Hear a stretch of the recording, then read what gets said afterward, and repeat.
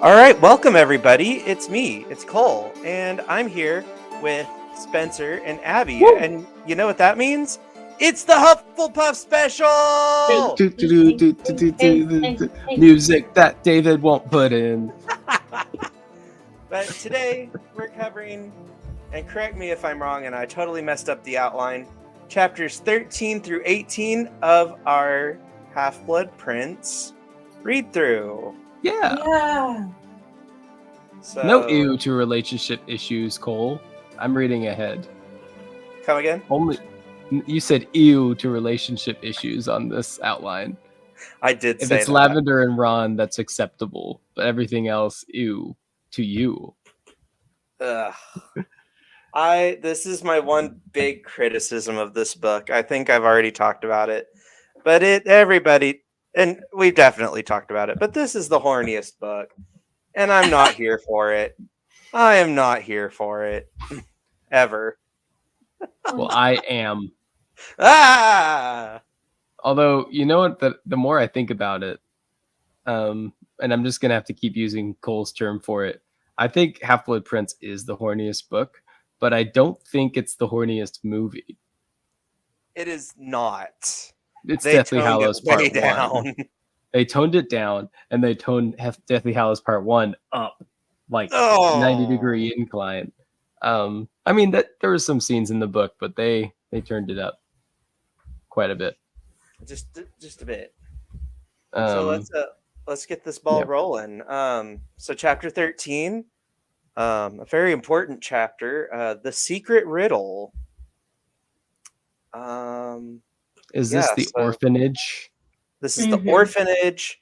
This is where we there's a scene about the locket. But yeah, no, that scene wasn't in the movie about the locket. So most people are I hesitate to even call it a scene. Memory thing. But they didn't even go in the Pensieve for the memory. True. Yeah. So that's what's in this chapter. I mean, a very, very important chapter as we have we show Dumbledore meeting Tom Riddle at the orphanage. Dumbledore, 13 years after Secrets of Dumbledore. Yes. Or whatever it is. It's not exactly that, but it's still one of my favorite comparisons that Jude Law just went, I believe it though. Yeah. I feel like Jude Law would just, to become the Dumbledore that we know, would grow out all the hair, go with the crazy 70s suit to Michael Gambon. Yeah. Yes. True. I love the movie version of this though. Yes. I know this read-through is not supposed to be a movie versus book, but when the movies I feel like some of these movies do a really good job, and Half-Blood Prince is one of them. So I think we have to give some credit to the movies. I mean, they dropped the ball on Ginny and Harry pretty bad. Very bad. Very badly. But this is one of those scenes that they just were like, they saw the importance of this scene though, and they knew they had to do it right, which I think speaks both to the knowledge of the filmmakers, but more so like the significance of this scene in the whole book. That being said, Tom Riddle is even scarier than the movie one. Yes. He's like just wildness, and he's like, I can control animals and torture people. Yeah, he's creepy. And Dumbledore's like, come on down to Hogwarts. We're going to have a splendid time. I think that Dumbledore likes to think the best of people and thinks that he can help change them and turn them around. But this was... He shouldn't have thought that. I mean, he acknowledges that too. But yeah. I feel like Dumbledore would be like, yeah, we're just going to take a little pit stop at this place that we call Azkaban. Scared Straight Witches and Wizards edition. Listen, Scared Straight Wizard edition. It's the dark side of being a teacher, but I feel like I would take him on a little trip, scare the magic out of him, maybe, then take him to Hogwarts. No, it wouldn't. That wouldn't even work with. I don't Tom. think it. Yeah, I was gonna say I don't think he would have been. I would be remiss if I Bothered. didn't mention. Have you guys I mean, seen how it should have ended for Harry Potter? I feel like I've Cole not. has. How What? Harry Potter should have ended? Yes. Okay, good. Okay, for listeners who don't know, and Abby, there's a bunch of funny moments in it. I think the opener is they're like, Hermione's like, these candles are dripping wax everywhere. Yes. This is so many hilarious lines. But there's a part they go to the end of Prisoner of Azkaban where they come back with the time turner. Harry goes, that time turner's brilliant, Hermione. You should keep it forever. And she's like, okay, I will. He's like, no, you have to promise me. You have to keep it. Okay, I will. And he's like, Hermione, something might happen that will conveniently destroy all of the time turners in the world, making that the last one. You have to promise to keep it. This was pre-Cursed Child. Mm-hmm. And then they fast forward to a bunch of other stuff or whatever. And then they go to Harry fighting Voldemort. And he's like, it's over, you know, like, and Voldemort's like, it's never over. And then he gets shot with a gun. And Snape is back there and he's like, muggle weapons. And they're like, Professor Snape, you're alive. And he's like, I've been drinking honey badger antivenom ever since I started hanging around that snake. And then it's like, honey badger takes what it wants. Honey Badger just takes what.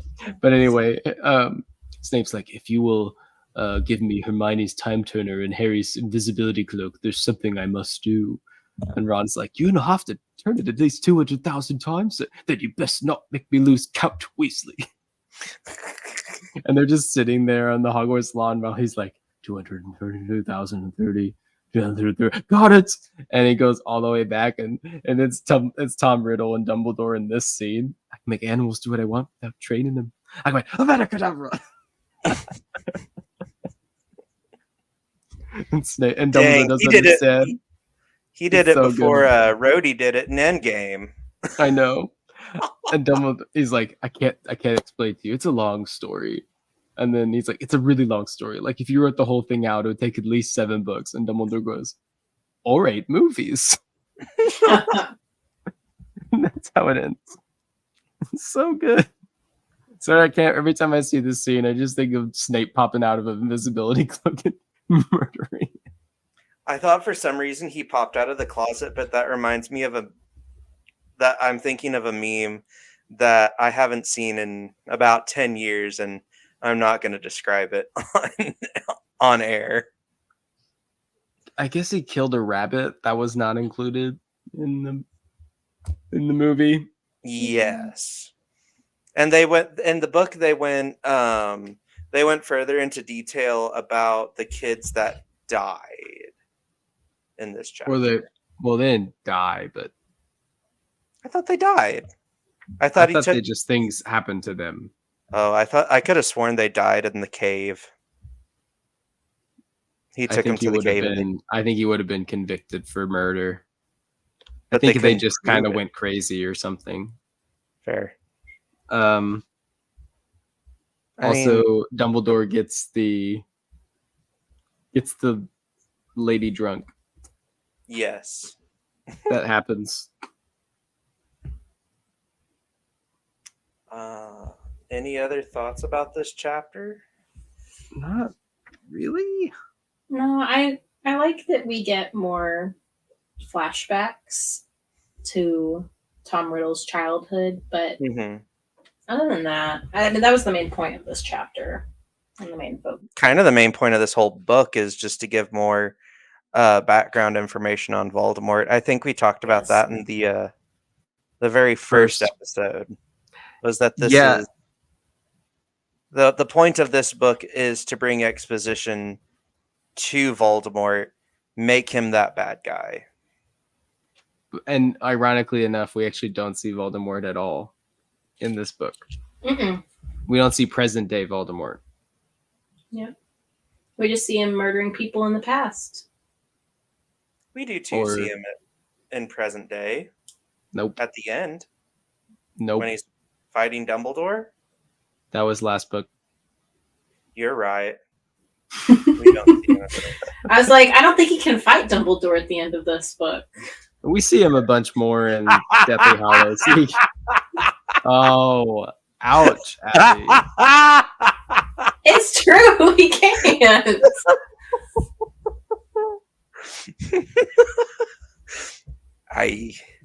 Yeah. Anyways, Too soon. no. Yes, I'm still No, emotionally scarred. I cry almost every time of those 10 million times I've seen the movie. Every time the wands go up, I cry every time. Oh yeah, that gets me. Yeah. Oh, like gets me deep. But this book, it's the White Tomb gets me. I don't know why. Yeah. They're both hard. This is Spencer's Roman Empire. He thinks about this book daily. It's true. This It's is true. my Roman Empire. At least when it comes to Harry Potter, I feel like my brain eventually gets back to Half-Blood Prince. I just don't get it. I don't understand how people don't love this book. Yes. It's a pinnacle book. So much happens. So much happens. Dumbledore dying being one of the big ones that we'll talk more about later, but holy hell. I think because it doesn't have current day Voldemort and there's not like a huge like fighting scene, Harry versus How much Voldemort. Do really like Voldemort anyway? I know, but I think for a lot of people it just feels like it's some filler until the big stuff. They're wrong. But this is good filler. I don't know that I would use the word filler for this book, but I think that's how some people feel about it. I think, people definitely feel that way about this book. I had a conversation about this book after we recorded the first episode, and the person I was talking to was like, yeah, it's not my favorite book. And I said, and I gave him the argument that we had in the first episode of this, and he goes, you know what, you're right, and completely changed his view on this book. That it may be filler if you want to call it that, but it's pretty important filler. It's the last time we really get to see Hogwarts. It's our last Hogwarts year. But yeah.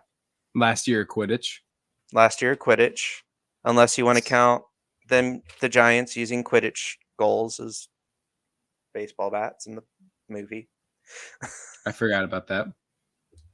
I don't think that was in the book. I love all of the people. There was just all the memes going around when the movie came out about them burning down the Quidditch field. But speaking of Quidditch, chapter 14. Chapter 14. This is where Cole says relationship issues, ew. Because that's kind of where everybody this chapter starts is with Ginny and Dean and not getting along and teen drama and all that fun stuff. And Harry is conflicted over his feelings for Ginny. This is also the Apugno and the little birds all attack Ron. Yes. Is that the end of this chapter? Does that all happen in this chapter? I think so. Yes, I feel like it because does. The next chapter is the Slug Club party. I mean, the part that, yes, there's just more Harry sprinkling in about Harry's feelings for Ginny, but this chapter actually sits a lot more on Ron and Hermione, and just when in the movie it's just a little toss out, but in this, Hermione finally admits to Ron that she was going to invite him, and that changes everything. Because Ron's like, you were going to ask me? Said Ron in a completely different voice. Yes, Hermione said angrily, but obviously if you'd rather I hooked up with McLaggen. There was a pause while Harry continued to pound the resilient pod with a trowel. No, I wouldn't, said Ron in a very quiet voice. Oh, those and then two. It happens to them at the end of the series. And then Ron and Hermione try to be polite to each other, which is just it's never gonna last. Okay, I know we keep bringing up the movie into this, and this is a little bit of a side note, but when it comes to Cormac McLaggen, I used to always get the actor who played him and the actor who played Aragon confused. They're both blonde young Ed adults Spillers. that looked the same to me. Yeah. Ed Spillers? Yeah, I think I only Spillers.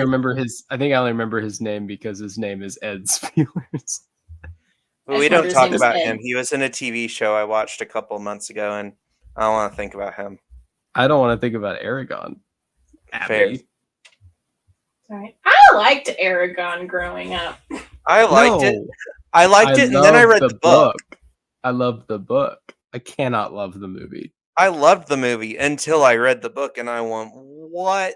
How did they mess up a book this bad?" Well, I no. When I say I liked Aragon growing up, I liked the books, but I actually did enjoy the movie. Now, when you compare it to the book, terrible. But if you just take it on its own thing, as a kid, I liked it. Shun the believer. Shun the believer. We'll take your kidneys. Harry No, actually, never mind. and I like that Harry finally thinks through all of the. He does a lot of like. I don't know how to say it. He does Harry a lot of does interest. a lot of He has a lot of introspective, reflective moments. Yeah. Yes. Mm-hmm. There was a great one last week. I already forgot what it was, but it was maybe it was the week before. It was when he was looking at Neville and thinking about how Neville could have been the chosen one and all that. So in this one, he thinks about how like he had an inkling that might happen sooner or later, but he was not sure how he felt about it. He and Cho were now too embarrassed to look at each other, let alone talk to each other. What if Ron and Hermione started going out and then split up? Could their friendship survive it? Well, he's going to find out again what it's like Hermione and Ron not talking to each other for a while. I really want to know what I'd Ron love and to know. Hermione's marriage was like. I don't care about Harry and Jenny, like post, not counting Cursed Child, but post Deathly Hallows. I want to know what the day-to-day Ron and Hermione was like. I want to see both, but Ron and Hermione would just be bickering forever and ever, eternally. It's probably similar to Arthur and Molly's relationship. That's what I was thinking too. But with a little bit more fighting.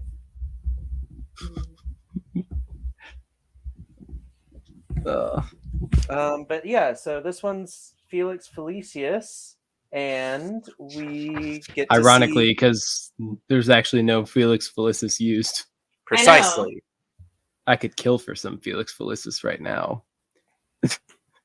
Part of You the know what? Can't conversation we all? we had before this. Here,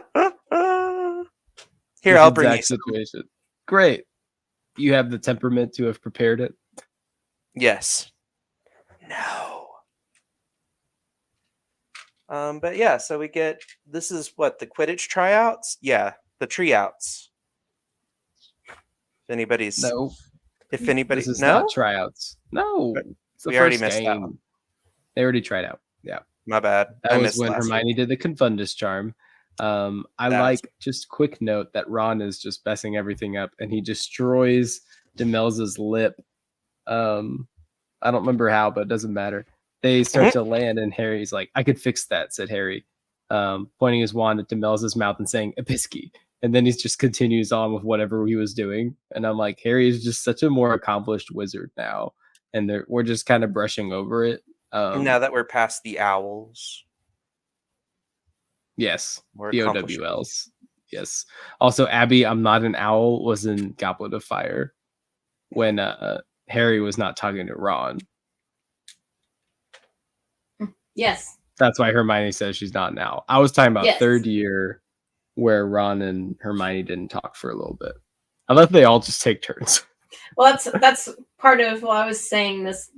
Yes, I understood what you were talking about. I just made the Okay. reference. Oh, okay.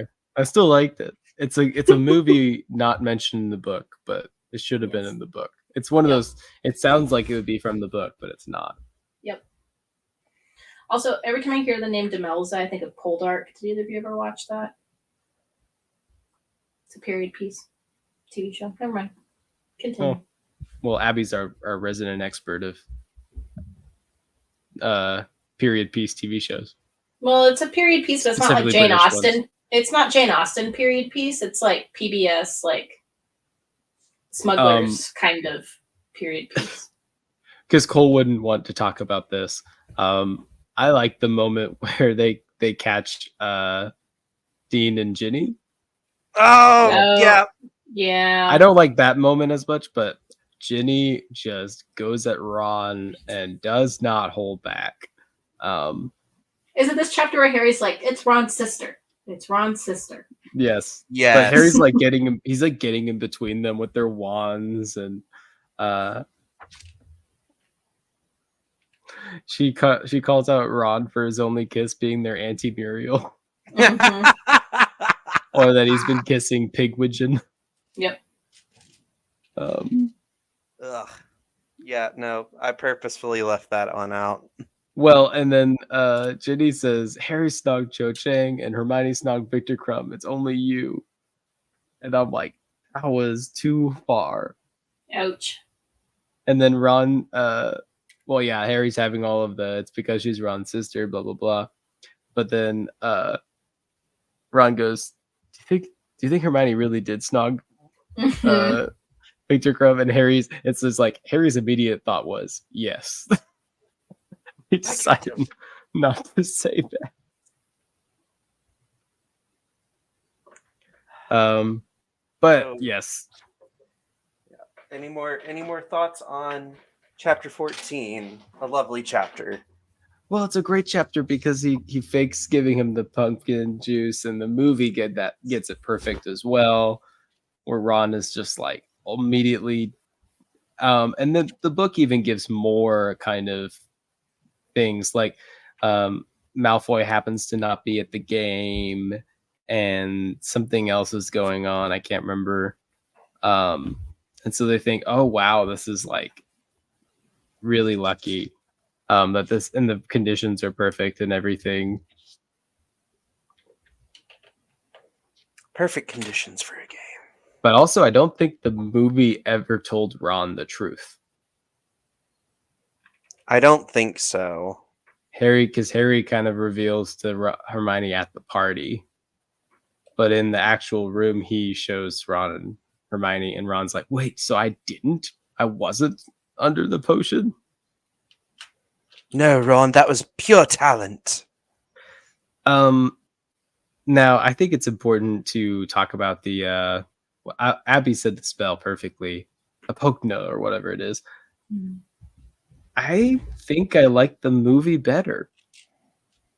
I think the movie hit the emotional notes better, and maybe that's Emma Watson, which is what we do this because podcast. We think she's a good actress. Yeah, that's who we. That's what. Yeah, thanks to Abby. You beat me to it. I was gonna say that's who we're doing this podcast for. This entire podcast exists to praise the acting ability of Emma Watson. She did a good job. You can read our reviews if you really want to know. And she's the only one that why we bring that up. The one review we have on Apple. The one review with words, yeah. We've gotten reviews that that's true. That's true. Leave us a review if you listen to this podcast. We'd appreciate it. Please. Nice ones. Nice ones. Because she calls out that Harry has feelings for Ginny, which I feel like she knows already. Book Hermione knows. Book Hermione knows all. Baskin Robbins always finds out. Hermione always finds out. But I think like in the movie they can't show Harry's emotions. I think they could have done a better job than they did. I think they still could have. I've seen lots of romance movies. I'm pretty well good and versed in sap movies, and I feel like they didn't really do it justice. Like where Ginny like turns away and says she's going to meet Dean, and I think they could have done a long pause shot of Harry feeling frustrated, and they move on. They could have done stuff like that, and they did not do that. I mean, they can't do all of the things that like Harry's imagination and stuff. I think that would have been cheesy or bad. But I feel like that scene did help a little bit to kind of cross that bridge that they were not building with other pieces. And the movie just decides that there's abandoned classrooms with open windows occasionally in Gryffindor Tower. That doesn't make any sense, No. but it's still a good scene. And gosh, Harry and Hermione could have been a love part there, and the movie didn't do it because they're not a love triangle. Triangle. But And that was in the movie, listeners. It wasn't even in the book. Oh, David Yates. Wait, did David Yates do this one? Yeah, he did that. He did all the things. Order of the Phoenix onwards. Got I it. don't know if it's all him. I think it's half David Yates and half Steve Kloves on the writing side of things. But Steve Kloves kind of saved Fantastic Beasts too. 3. He did. I mean, also. So I can't decide how I feel about Steve Kloves right now. But yeah, chapter 15. Yep, chapter 15, The Unbreakable Vow. He Unbreakable claims to have Vow. been invited to your party. O'Brien's gate crashing. It's the movie. Ugh. So yeah, this one Yeah. is the Slughorn's Christmas party. There's a vampire. There's a vampire. Does he sparkle? Too soon? Never too soon. Well, because the sparkly vampire died 2 books ago. But more exposition about Malfoy and Snape. I mean, Spencer already kind of pointed it out. All right, I was gate crashing, and then Snape takes him out, gives him a verbal lashing. Watch where you're doing in the. That was good. That was good. I can't do Alan Rickman, so I especially cannot do Alan Rickman. since David's not here, we could talk about Luna in a positive light. I don't know what his problem was. I don't know if He you was listened to last on week yet, something. Cole. I don't know if you listened to last week yet, Cole, but David went on a rampage about Luna Lovegood of all people. What'd she do to him? He said he liked Bunty better than Luna Lovegood. What? Who's Bunty? Exactly. I mean, I think he was saying that like she didn't get enough time, and he didn't feel like the book one was very interesting. And for J.K. Rowling saying she's his favorite character, her favorite character, she is right like it is. And I'm like, Luna's not a main character. And Luna has fun moments, and she's in this book a lot more than she is in the Half-Blood Prince movie. But I like she's talking to Harry, and Ginny stopped 2 boys from calling her loony. And then, how would you like to come to the Slughorn's party with me tonight? The words were out of Harry's mouth before he could stop them. He heard himself say them as though it was a stranger speaking. And then he said, just as friends. And then she's, oh no, I'd love to go with you as friends. Nobody's ever asked me to go to a party before as a friend. Is that why you dyed your eyebrows? Should I do mine too? She's just so sweet. It's so kind. And she's a crazy conspiracy theorist. I mean, she's the only... She's kooky, but you love her. She's really the only kooky conspiracy theory person in this whole series. I mean, until you meet her dad. Well, yes. And I was going to say Rita Skeeter, but she just creates the conspiracy. Trelawney's kooky, but it's a different type of kooky. Yeah, I don't like Trelawney. I don't think anyone should like Trelawney. But I love Emma Thompson. I do too. Yeah. Anyways.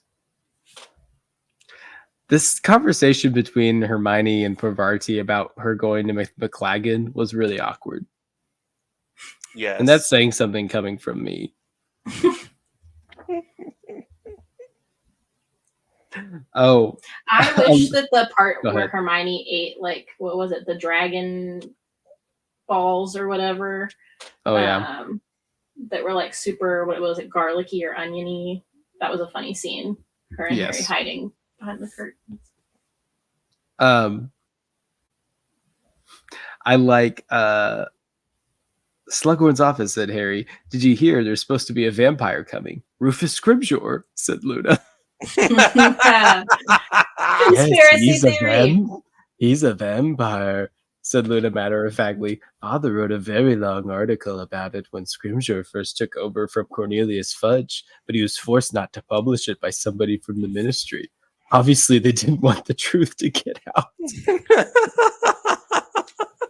Truth will out. Oh my gosh. I love that he's trying to ask him to whatever, like, write Harry Potter's biography, and then he's like, stop it, Sanguini, and he keeps like pulling Sanguini the vampire away from girls. I feel like that's a direct nod or whatever at Twilight. This was before Twilight, I'm pretty sure. Was it though? I don't know. I don't remember the timeline for Twilight because You're not extremely well versed in release dates for the teen romance fantasy novels Twilight. I mean, I don't remember when these came out per se because I wasn't watching them. Twilight first book release date. Yeah, the first Twilight book was 2005, which I think is right before Deathly Hallows came out. I don't remember. I think no. Yep. I remember Deathly Hallows coming out. That was like 2007, 2008. Yeah, Half-Blood Prince came out 4 months before the first Twilight book. Aha! I'm wrong. It's totes fine.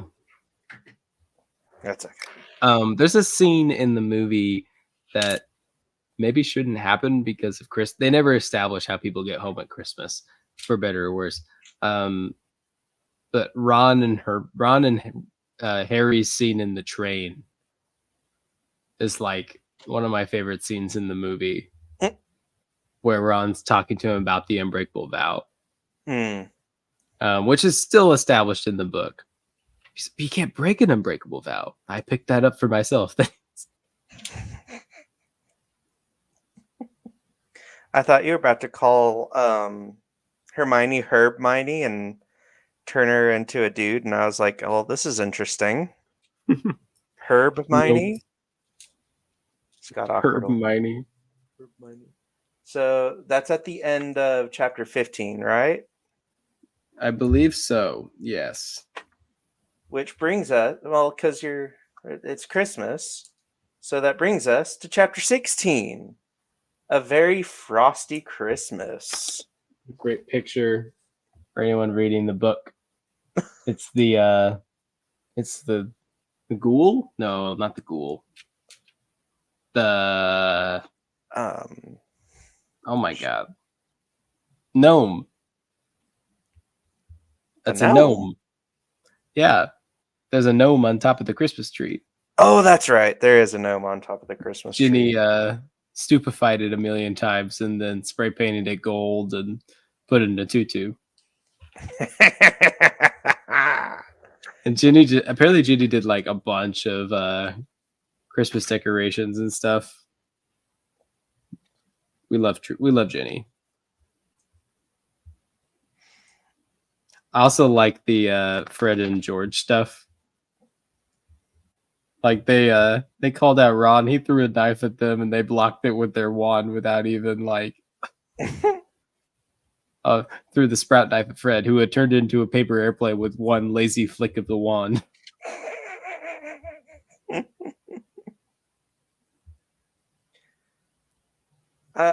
This was a fun Christmas chapter. I mean, it's kind of it's not the last Christmas chapter that we get. We have Christmas in Godric's Hollow. But this is like the last fun one, if we want to even call it fun. I liked that Molly made Harry a jumper with a little snitch on it. I kind of want one. Yeah, you cannot buy one online. I think they sell them at like Harry Potter stores or something. But that's a magnificent sweater. Mm-hmm. Sweater. Oh, I said Oh. jumper like a British person. Oh, Wow, yes, you look at did. me go. Okay, Culture. I had a question for you guys on this chapter. Do it. Harry and Scrimgeour. Creepy. I think Oh. Harry could have done it. I think Harry could have found a balance there. I think Harry was too harsh. And I think that ultimately hurt the Ministry in the fight against the Death Eaters. I think so. Yeah. I think Harry made I would not say this very often. I think Harry made the wrong call.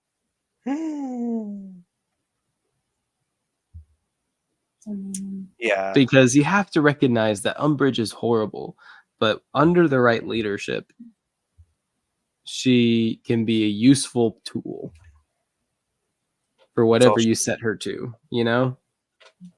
Right. And so she's not a Death Eater. She's just a horrible person. And so I know Harry was mad about that. I haven't forgotten Minister. I must not tell lies, blah, blah, blah. But I'm like, this is a different Ministry.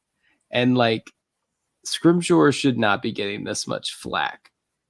From being, I mean, I know he didn't have that much pull to say maybe we shouldn't. He wanted to keep his job, and Fudge would have fired him if he had tried to be in favor of Dumbledore and Harry's cause. And he wasn't against them either. I don't think Scrimgeour's done enough to raise this conflict against him from Harry and Dumbledore. Really, just Harry. Just Harry. I don't know. What do you guys think? I think, we just didn't get a lot of. He hasn't been in office for very long, it feels like. And so. And what he has been in office for, I mean, it's mostly just damage control. He picked up a dumpster fire. He really did. And had to put a new person in his old job. Mm-hmm. To fight a war he didn't know was happening. Nope. Precisely.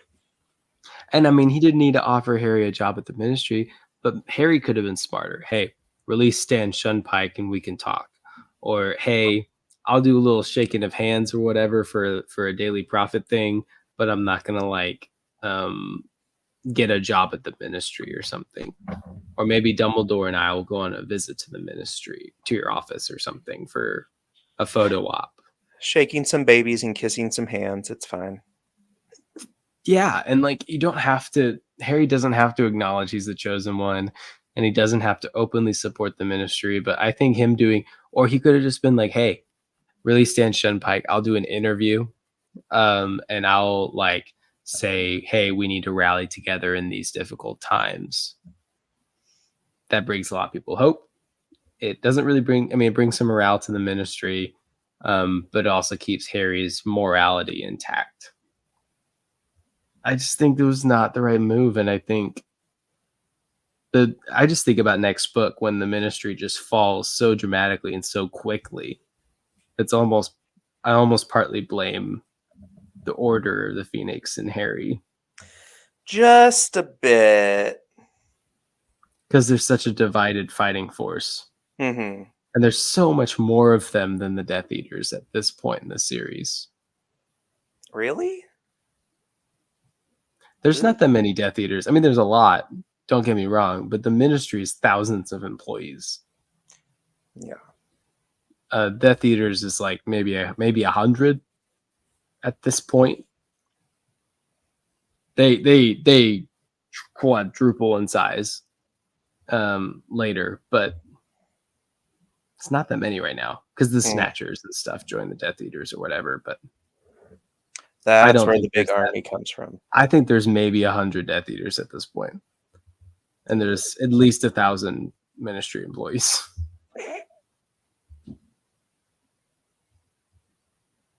Anyway, that's just my thought. Good thoughts. Oh, I didn't realize that Jim Dale singing Celestina Warbeck songs was on my bucket list for this year, but it has been checked. He sings every tune. He puts a little He puts a tune into it, even more than the Sorting Hat song. Oh no. Oh my goodness. See what else? Is there anything Oh, else? from this? Lupin. We see Lupin.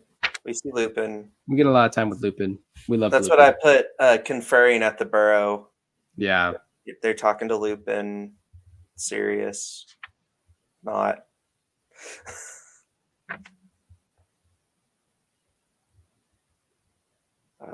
I think that's about it for this chapter.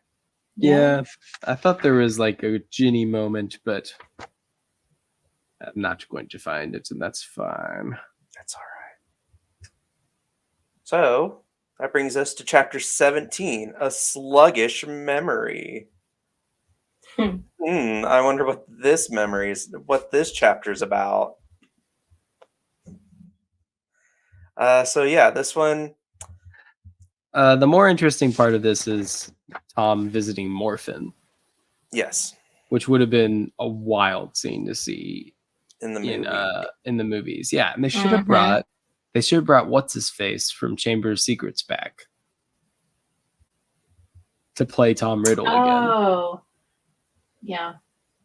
I mean, I don't know his name, but he was good Nobody knows as his Tom Riddle, and that nobody knows his name. Not one person. Ooh, this might be my favorite Hogwarts. This might be my favorite Gryffindor Tower password. Abstinence. Yeah, I laughed when I read that. I laugh out loud almost every time. Because It's just at this point in the book. yeah. I feel like, and I have no confirmation of this, but I feel like somewhere towards the beginning, JK just started thinking of passwords, and she just put them all on a big board in her, her room of boards that she says she has, with all the characters and stuff. And I feel like every once in a while, she looks up at the list. She goes, "Is it time to use abstinence?" No. Not yet. And in this book, she's like, "Now is that time." It's time. I like the fat lady being drunk. Always a good time. Not so loud. Says the one who like screeches all the time.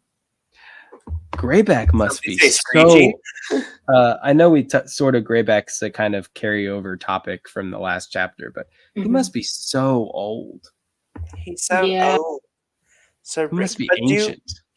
Do werewolves really age that? I was gonna ask if being a werewolf.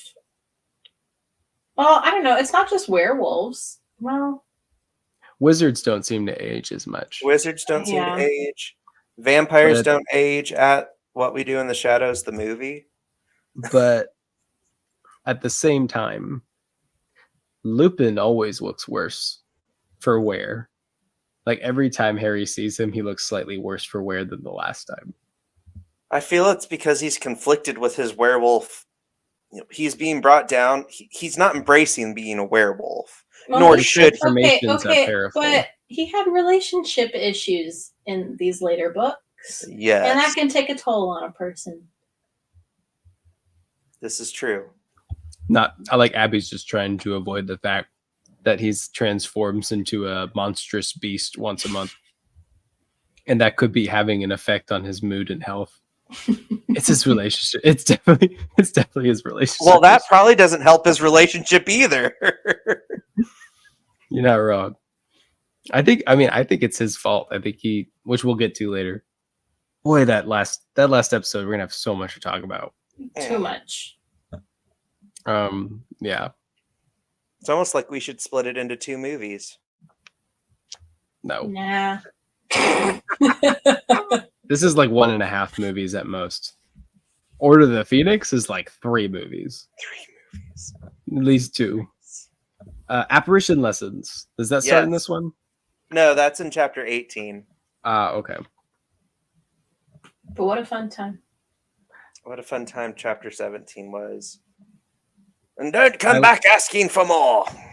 I think also this is like the last book where we have them just talking about important things while crazy stuff happens in class. Like we don't get experience like last chapter or whatever it was when they're working like with a stump that fights back in Yes. herbology, and they're trying to have a full.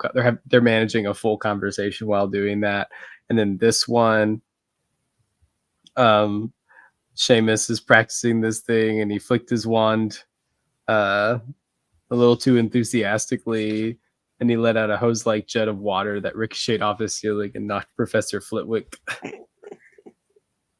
And he just makes him immediately start writing lines. Mm-hmm. Poor I don't think Seamus. apparition sounds fun. I feel like if you are learning how to do it, it doesn't sound fun. Not at all. I like when Harry tells Dumbledore that he told Scribner he was Dumbledore's man through and through. And it makes Dumbledore tear up because he's dying. I have to remind myself of that whenever I think about Dumbledore's death. Like, it's awful the way he died, but I also have to remind myself he was dying anyways. Yeah, he wasn't going to make it more than a couple more months, I don't think. Yeah. No. Which is really sad. And I think 'Cause Dumbledore would have rathered die the way that he did rather than die due to the injury in his hand. Because he put on the ring. Why would you put on the ring? Yep. That's a young Dumbledore move. It's an even younger than Jude Law Dumbledore move. So young. But Tom Riddle and Morphin, wild. Like Morphin just immediately thinks that he's his father. Wild. Yeah. And this is the chapter where Tom murders his father, right? Mm-hmm. Yeah, and I guess the audiobook didn't cover this, but they speak this whole conversation in Parseltongue. They do. Does that mean that Dumbledore translated? Did he learn enough Parseltongue to translate it? How does he know what they're saying? I didn't think that hard about it. I just figured magic. I also don't think it. I also don't think it really. How much do you really need to know? How much can you speculate? Yeah. Dumbledore's a Parseltongue conspiracy theory.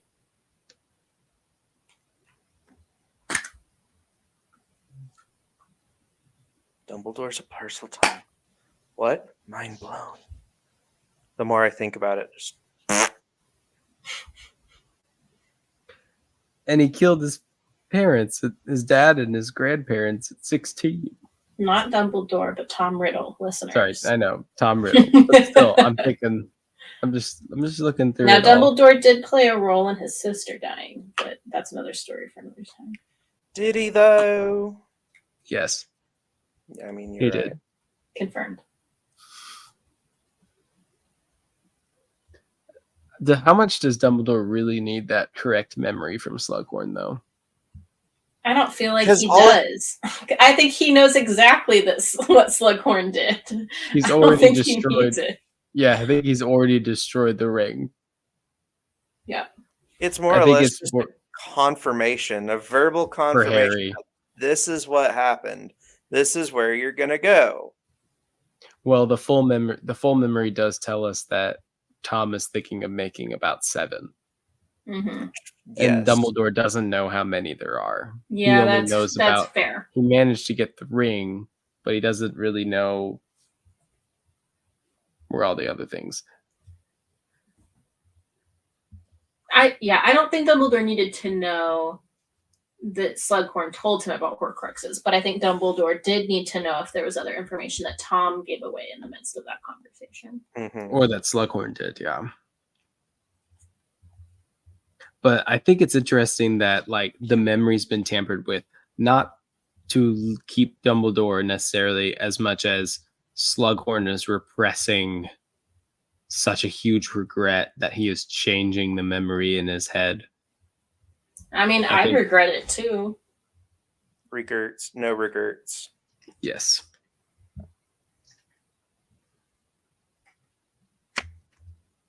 And then he gives Harry a job that he does terribly at for a very long time.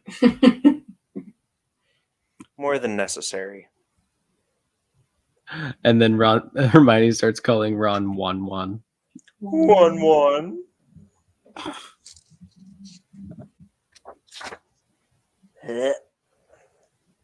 Chapter 18. Talk 18. about cliffhangers. She ends this chapter on a bang. Who does? J.K. Rowling. Birthday surprises? Yes, birthday surprises. Yep. Yep. Is this the one where he lands like poisoned? Yes, Ron- a Ron's like misplaced love Poisoned potion. and dying. I don't know if I love or hate that. It's just the prince just shove a Bezoar down their throats. It's Yeah. very Snape. It's It very is. Snape. Like, why work harder?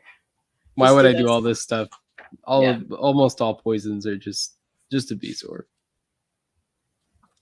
But he learned it from his mother. I like to mention this. Meanwhile, the Hogwarts library had failed Hermione for the first time in living memory. She was so shocked that she even forgot that she was annoyed at Harry for his trick with the Bezoar. Mhm. And she says, like, "Oh, Horcrux, oh, of the Horcrux, wickedest of magical adventures, we shall not speak nor give direction."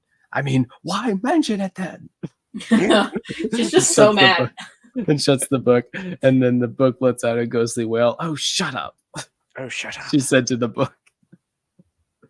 I feel like that. I wish that was like in the movie. And the movie did I don't know. The movie did a weird thing.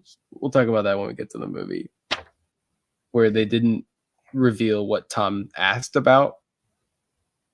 It like fuzzes it out or whatever. Mhm. It's like, no, we need to know that it's Horcruxes. I like how the movie messed with the memory. Like it gave us what Slughorn would have wanted us to see. Yeah. Mm-hmm. And That is that's true. something I forget is a big distinction in between what happens in the book and what happens in the movie. Yes. We don't get any apparition lessons in the movie, though. We don't, nor do we need them. Ouch. I mean, because we talked. I mean, Destination, determination, deliberation. It's what is it? It's driver's ed for wizards. That's why I I was love going it. to say it's the 5 Ds of dodgeball. It's driver's ed for wizards. No, I'm it not really going to be is. just. I mean, we already kind of had that with brooms, but I don't think those 3Ds are not. They're not helpful at all, though. No. It doesn't tell you at all how to apparate. You just kind of have to figure it out. I feel like. And hope you don't tear yourself in half. I also would like be that a it nightmare. mentions. I don't remember where it is. I think this might be in the next chapter, but they reference that it's not going well, and they're all of the students are coming up with different Ds to call Twycross, their instructor, and the friendliest of it was Dung Bomb or something, Dung bomb. which implies the other ones.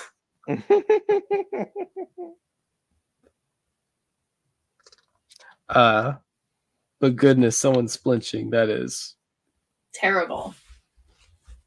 yes. I Oh, hate. and I love the Marauders map where Harry goes, "I saw him swear that I'm up to no good," or Malfoy is anyway. Mm-hmm.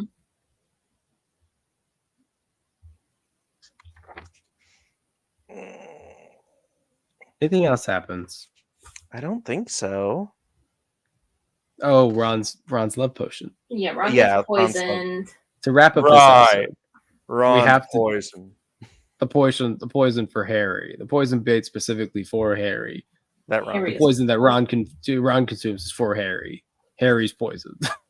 Right.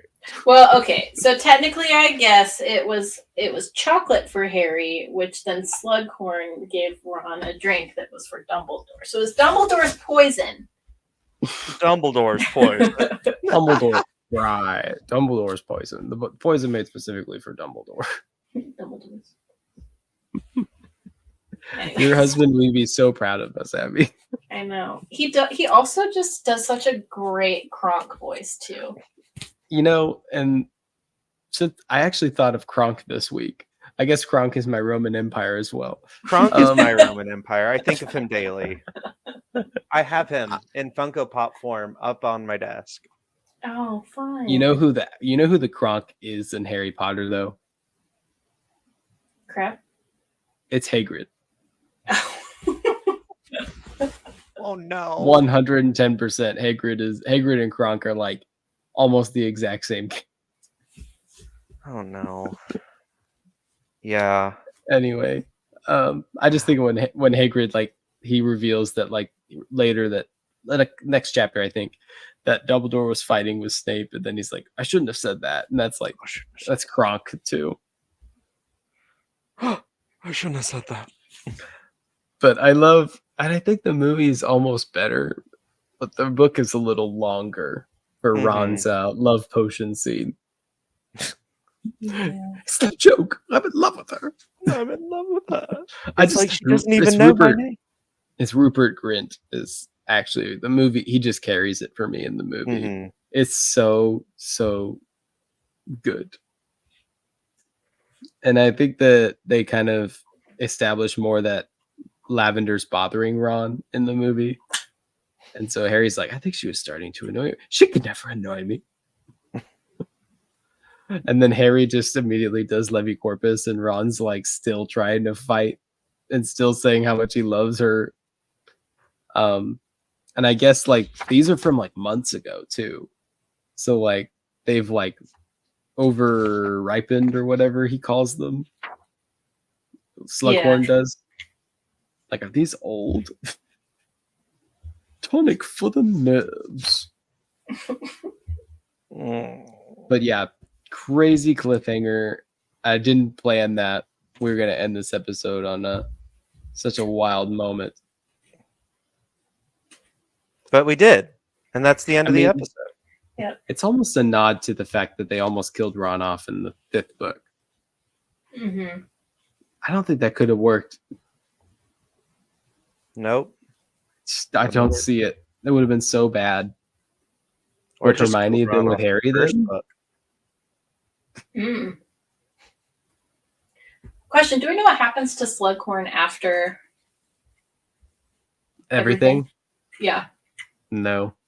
I'm sure he retires. Crangus, get on that. What's our headcanon for Slughorn? He finally retires in a big, nice house with a big bathtub. Yep. And he gets to go to all the Holyhead Harpies games he wants to. Mm-hmm. It's Holyhead Harpies, listeners. I'm not crazy. It's Jim Dale being wrong about something. Says the man who says Hagrid. Yes. Touche, Abby. Touche.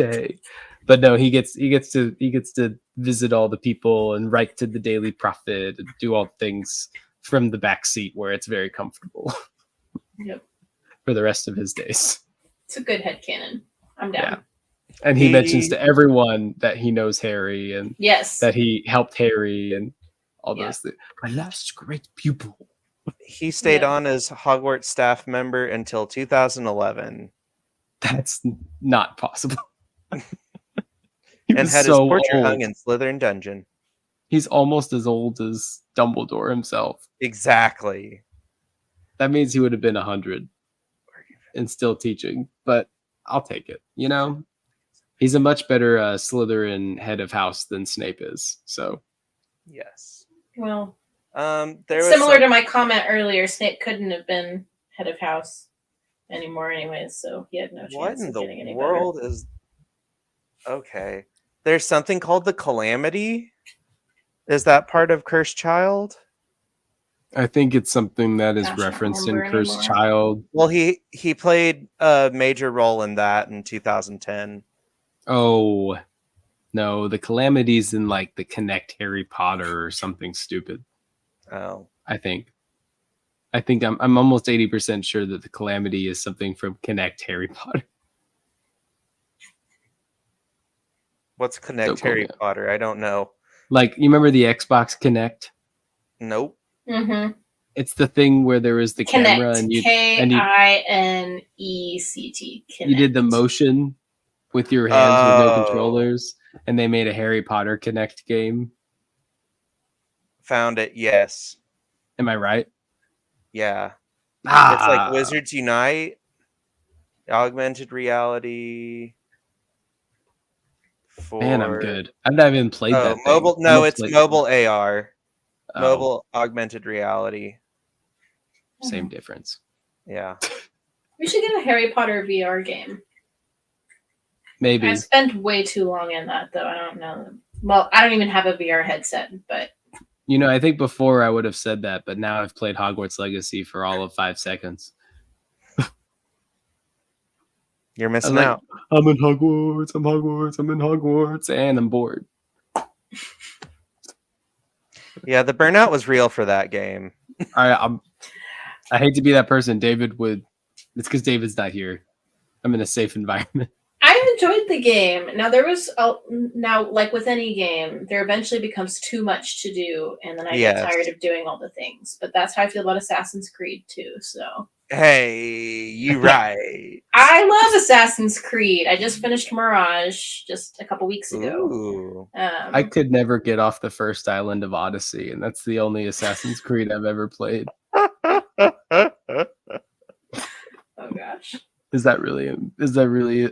I should be ashamed, but I'm not. That's bad if you couldn't get off the first island. But here's the thing, Cole. How did I not figure that out with the Odyssey? But I've played the entirety of Ghost of Tsushima. I don't know, because I can't I finish don't Ghost understand. of Tsushima. See, I don't can't get do it. I think there's too much to do in Assassin's Creed.